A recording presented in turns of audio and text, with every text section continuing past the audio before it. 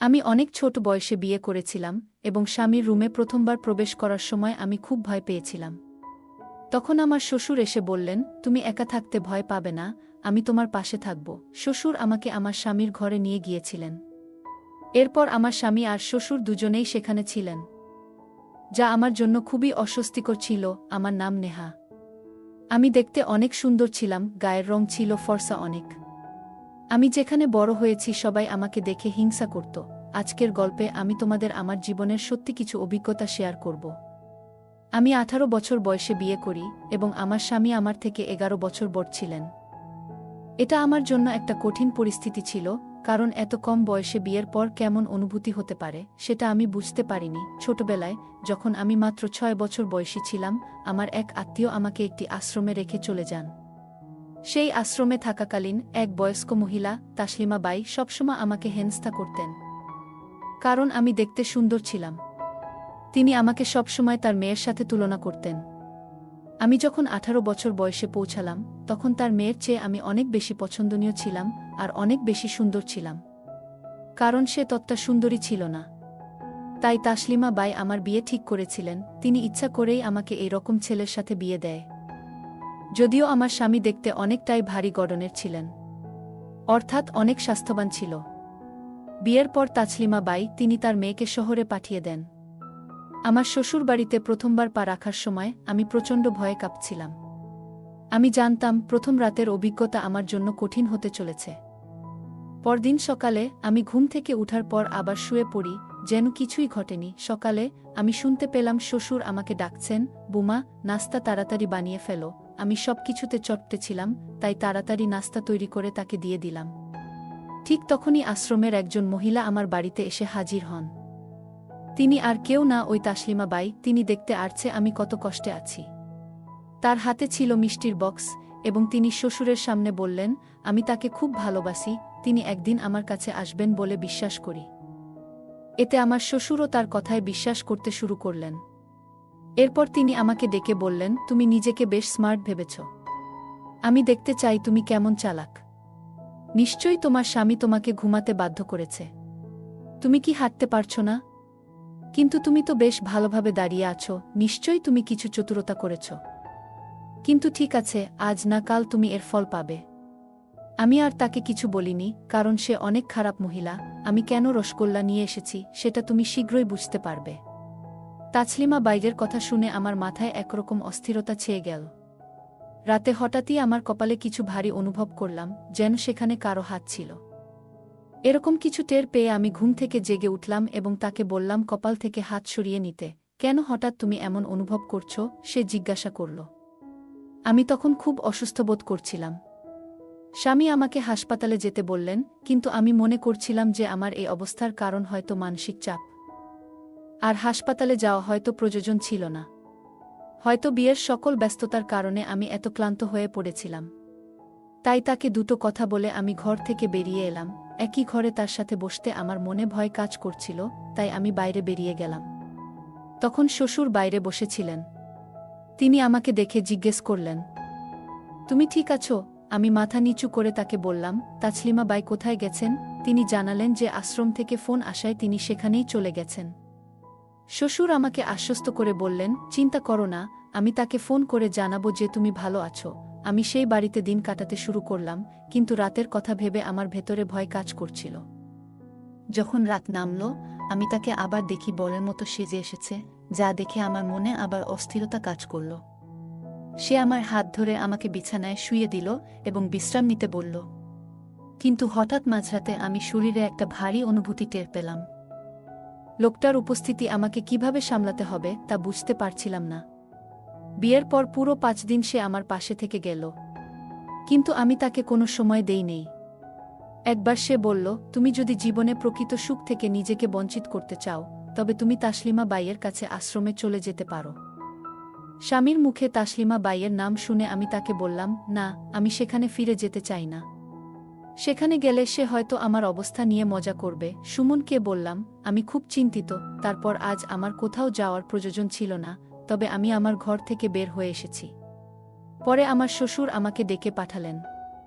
আমি যখন রুমে ঢুকলাম, দেখলাম তার ওষুধের বক্স একটা কিছু লেখা ছিল। এটা ঘুমের ঔষধ ছিল, ভাবলাম আজ এইটা দিয়ে কোনো অজুহাত দেখিয়ে পার পাওয়া যাবে।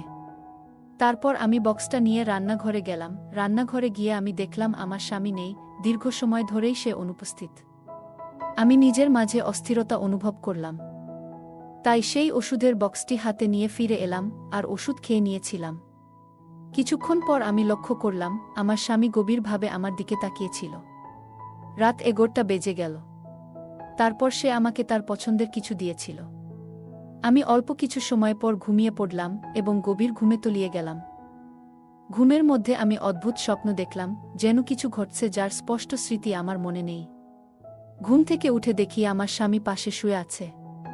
আমি উঠার চেষ্টা করলাম, কিন্তু ব্যর্থ হলাম। তখন সে আমাকে সাহায্য করল। স্বামী আমার প্রতি সহানুভূতিশীল ছিল। বলল, তুমি কিছু সময় বিশ্রাম নাও। আমাদের বাড়িতে কাজের মেয়ে আছে, তারা সব কাজ করে নেবে। আমি তার কথা শুনে শান্ত হলাম, কিন্তু আমার মনে হলো কিছু একটা হয়েছে।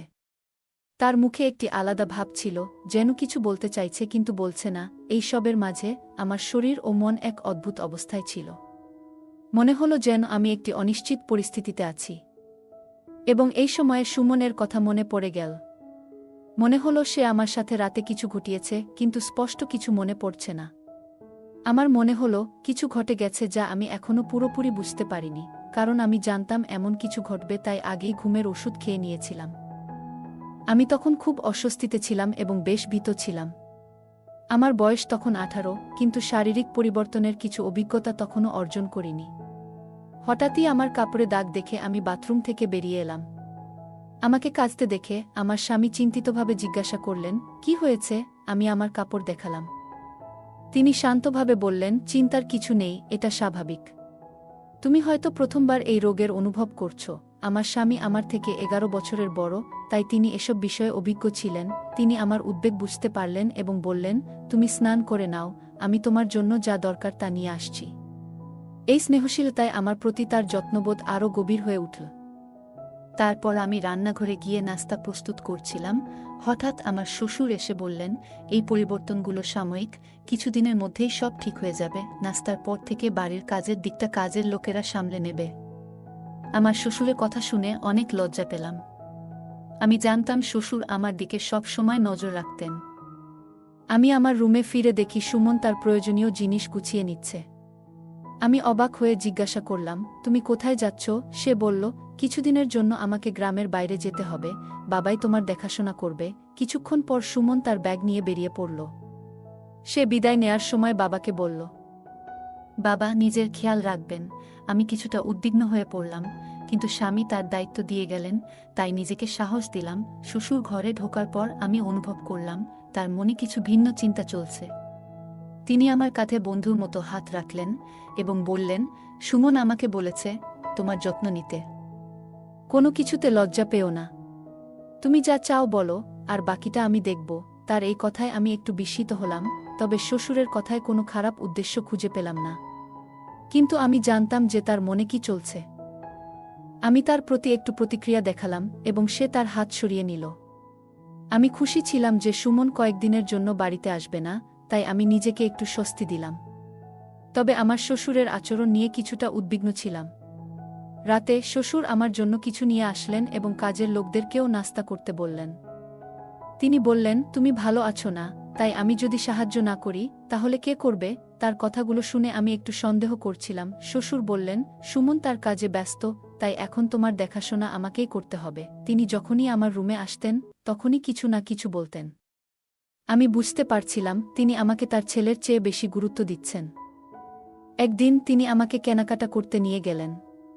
ফিরে আসার পর শ্বশুর বললেন, এই নতুন পোশাকটি পরো এবং দেখাও কেমন লাগছে। আমি যখন পোশাকটি পরলাম তখন তিনি একটু বিস্মিত হয়ে তাকিয়েছিলেন। মনে হয় কোনো দিন দেখেনি। পোশাকটি কিছুটা আটসাট ছিল এবং আমি সেটা বুঝতে পারছিলাম। তবুও শ্বশুর বললেন, এই পোশাকটি তোমার জন্য ঢিলেঢালা লাগছে, মনে হয় তুমি ঠিকমতো সাজগোজ করনি। তিনি এগিয়ে এসে ড্রেসের ফিতা বাঁধতে লাগলেন। সেই সময়ে তাসলিমা বাই দরজার বাইরে দাঁড়িয়ে ছিল এবং সবকিছু লক্ষ্য করছিল। শ্বশুর বাইরে বেরিয়ে গেলেন আর তাসলিমা বাই আমার কাছে এসে বলল, তুমি তোমার নতুন জীবনের সাথে বেশ খাপ খেয়ে নিয়েছ। তোমাকে দেখে ভালো লাগছে। আমি তাকে বললাম, তাসলিমা বাই, তুমি ভুল বুঝছ। আমার স্বামী গত সপ্তাহ থেকে বাড়িতে নেই এবং আমি তার সঙ্গে তেমন কোনো স্মৃতি মনে করতে পারছি না। তাসলিমা বাই বিস্মিত হয়ে বলল, তাহলে তুমি গত সপ্তাহ থেকে শ্বশুরবাড়িতে একা আছো? হ্যাঁ, যখন আমি ঘরে ঢুকলাম আমি দেখলাম শ্বশুর তোমার পিঠে ফিতা বাঁধছে। তাসলিমা বাই মুচকি হেসে বলল, তোমাদের মধ্যে কিছু একটা ঘটছে, তাই না? তিনি আমার দিকে তাকিয়ে বললেন, তুমি ভালো সময় কাটাচ্ছ মনে হচ্ছে। তারপর তিনি আমার হাতে একটি বিয়ের কার্ড তুলে দিয়ে বললেন, এটা আমার মেয়ের বিয়ের আমন্ত্রণপত্র। বিয়েতে আসতে ভুলবে না, আর শ্বশুর ও স্বামীকে একই রকমের পোশাক পরতে বলো। তাসলিমা বাই তখন আমার দিকে এক নজরে তাকালেন, যেন কিছু বুঝতে পারলেন। আমি তার দিকে তাকিয়ে বুঝতে পারছিলাম কিছু অস্বস্তি হচ্ছে। আমি রুমে ফিরে আয়নার সামনে দাঁড়িয়ে দেখলাম শরীরে কিছুটা পরিবর্তন হয়েছে, যা আমি আগে খেয়াল করিনি। তখনই হঠাৎ আমার শ্বশুর এসে উপস্থিত হলেন এবং আমি একটু অবাক হলাম। আমি দ্রুত পোশাক ঠিক করার চেষ্টা করছিলাম, কিন্তু সেটা ঠিকমতো বসছিল না। আমার অস্বস্তি হচ্ছিল, তাই বললাম, শ্বশুর, একটু ফিতাটা লাগায় দেন। তিনি আমার কথা মতো ফিতাটা লাগাই দিলেন। তারপরেও মনে হচ্ছে কিছু একটা ঠিক নেই। তারপর শ্বশুর বলল, আমার একটু পা ব্যথা করছে। আমি শ্বশুরের পরামর্শে তার পা মালিশ করতে লাগলাম, কিন্তু তার দৃষ্টিতে কিছু অদ্ভুত দেখছিল। আমার পোশাক তখন ঠিকমতো বসছিল না, তাই দ্রুত রুম থেকে বেরিয়ে এলাম। শ্বশুর আমাকে দেখে কিছু বললেন না। আমি বাইরে এসে সোফায় শুয়ে পড়লাম। সকালে যখন ঘুম ভাঙল, আমার স্বামী আমাকে সোফায় দেখে জিজ্ঞেস করলেন, তুমি এখানে কেন? আমি কিছু বলতে যাচ্ছিলাম, তখনই শ্বশুর এসে বললেন, তোমার স্ত্রী এখন অনেক বড় হয়েছে, তার দিকে নজর রাখো। তিনি আমাকে নিয়ে বিভিন্ন ধরনের মিথ্যা অভিযোগ দিচ্ছেন আমার স্বামীকে। সকালে শ্বশুরের কিছু কথা শুনে আমি ভেতরে ভেতরে ভেঙে পড়ছিলাম। মনে হচ্ছিল তার কথাগুলো আমার জীবনের শান্তি নষ্ট করতে পারে। কিন্তু তখন সুমন আমার দিকে তাকিয়ে বলল, আমি নেহার বাইরের রূপ দেখে বিয়ে করিনি। তার মধ্যে যে আন্তরিকতা আর মানসিক শক্তি আছে, সেগুলোই আমার কাছে সবচেয়ে গুরুত্বপূর্ণ। তার শরীর যেমনই হোক, সে আমার স্ত্রী এবং আমি তাকে কোনো কারণেই ছেড়ে যাব না। স্বামীর মুখে এমন কথা শুনে আমার চোখে পানি চলে আসলো। আমি বুঝতে পারলাম, আমি যাকে শুধু বাহ্যিক অবয়ব দিয়ে বিচার করছিলাম, তার হৃদয় কতটা বিশুদ্ধ। আমি শ্বশুরকে বললাম, আমি জানি না আপনি কেন আমার জীবনকে জটিল করতে চাচ্ছেন, কিন্তু আপনার কোনো কৌশলী সুমন এর মতামত বদলাতে পারবে না। সে এমন একজন যার মন পরিষ্কার এবং সৎ, আর এখন আমি তাকে আরও বেশি ভালোবাসতে শুরু করেছি। শ্বশুর উত্তরে বললেন, আমি শুধু তোমাকে দেখাতে চেয়েছিলাম যে বাহ্যিক সৌন্দর্যই সব কিছু নয়। তুমি যে গর্ব করছিলে সেটাই তোমার পরিবর্তন আনতে বাধ্য করেছে।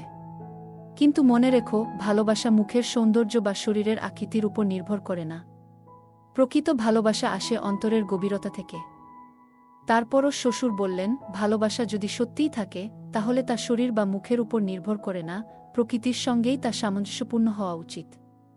সুমন কখনো আমাকে আমার ইচ্ছার বিরুদ্ধে কিছু করতে বলেনি, তার প্রতি আমার শ্রদ্ধা এখন আরও বেড়ে গেছে। 4 দিন পরে তাসলিমা বাইজের মেয়ের বিয়েতে আমরা উপস্থিত হলাম। সেখানে গিয়ে দেখি তাসলিমা বাইয়ের জামাই আমাকে অভ্যর্থনা জানাচ্ছে, চোখে আনন্দের অশ্রু নিয়ে সে আমার প্রশংসা করছিল, কিন্তু আমি বুঝতে পারছিলাম যে তার এই প্রশংসার পেছনে আমার স্বামীর সম্পদের প্রভাব রয়েছে। তখন আমি সুমনকে বললাম, তোমার যদি এত টাকা থাকে, তাহলে তুমি চাইলে স্লিম হতে পারতে। কেন করনি? সুমন হাসি মুখে বলল, নেহা, আমি এমন একজন সঙ্গী চেয়েছিলাম যে আমাকে আমার আসল রূপে গ্রহণ করবে। আমার সম্পদের জন্য অনেকেই আমাকে বিয়ে করতে চেয়েছিল, কিন্তু আমি এমন একজনকে খুঁজছিলাম যার মধ্যে সরলতা এবং আন্তরিকতা আছে। তোমার মধ্যে আমি সেই গুণগুলো পেয়েছি, তাই তোমাকে আমার জীবনের সঙ্গী হিসেবে বেছে নিয়েছি। আর তুমি যেমনটা ভাবছ, আমার বয়স 30 নয়, বরঞ্চ 20। আমার শরীরের গঠনটাই আমাকে একটু বয়স্ক দেখায়, আর কিছু নয়। এরপর সে বলল, যদি তুমি চাও আমি স্লিম হই, তাহলে আমি এখন থেকেই ব্যায়াম করতে রাজি আছি। তোমার মতো আমিও ডায়েটিং শুরু করব। আমরা দুজনেই একে অপরকে জড়িয়ে ধরে হাসতে লাগলাম। এখন মনে হচ্ছিল শ্বশুরের হাত থেকেও বাঁচলাম, এবং যাকে এতদিন খারাপ ভাবতাম সেই এখন আমার আসল ভালোবাসা, আসল জীবনসঙ্গী। শ্বশুরে কুকর্মের কথা প্রকাশ করার পর থেকেই সে আমাকে এখন অনেক বেশি ভালোবাসে। গল্পটা কেমন লাগলো জানাতে ভুলবে না। আরও মজার মজার রোমান্টিক গল্প শুনতে চাইলে ভিডিওটি লাইক, শেয়ার এবং চ্যানেলটি সাবস্ক্রাইব করতে এবং বেল আইকনটি ক্লিক করতে ভুলবে না। ধন্যবাদ।